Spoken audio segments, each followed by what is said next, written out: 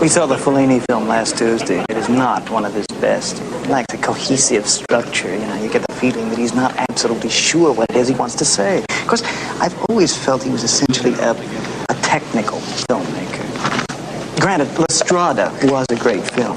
Great in its use of negative imagery more than anything else. But that central cohesive core, that must lead through an artist's work, leading from one to the other. Screaming his opinions in my ear. That's what I'm talking about? Like all that Juliet of the Spirits or Satyricon. I found it incredibly indulgent. You know, he really is. He's one of the most indulgent filmmakers. He really is. Keyword here, without getting, let's put it this way. What are you depressed about? Sublimating. I missed my therapy. I overslept. How can you possibly oversleep? The alarm clock. Do you know the hostile gesture that is to me? I know, because of our sexual problem, right? Everybody online at the New Yorker has to know our rate of intercourse. It's like Samuel Beckett. Now, I admire the technique, but it doesn't hit me on a gut level. I'd like to hit this guy on a gut level. Stop it, Albie. He's spitting on my neck. You know, he spits on my neck when he talks. And you know something else? You know, you're so egocentric that if I miss my therapy, you can only think of it in terms of how it affects you. Weltanschauung is what it is. Probably on their first date, right?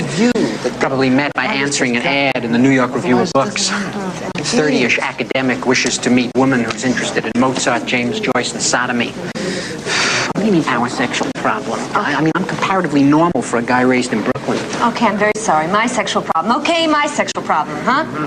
I never read that. That was Henry James, right? Novel? The sequel to Turn of the Screw? It's the influence of television. Yeah, now, Marshall McLuhan deals with it in terms of it being a high intensity, you understand? A hot medium. What I wouldn't give for a large sock with horse manure in it. Which is essentially What do linear. you do when you get stuck on a movie line with a guy like this behind you? Wait a minute, why can't I give my opinion? It's a free country? He can give you. Do you have to give it so loud? I mean, aren't you ashamed to pontificate like that? And the funny part of it is, Marshall McLuhan, you don't know anything about Marshall McLuhan's work. Really? I happen to teach a class at Columbia called TV, Media, and Culture. So I think that my insights into Mr. McLuhan, well, have a great deal of validity. Oh, do you? Yeah. Well, that's funny because I happen to have Mr. McLuhan right here. So, yeah, just let me come over here a second. Oh, I heard what you were saying. You know nothing of my work. You mean my whole fallacy is wrong. How you ever got to teach a course in anything is totally amazing. Boy, if life were only like this.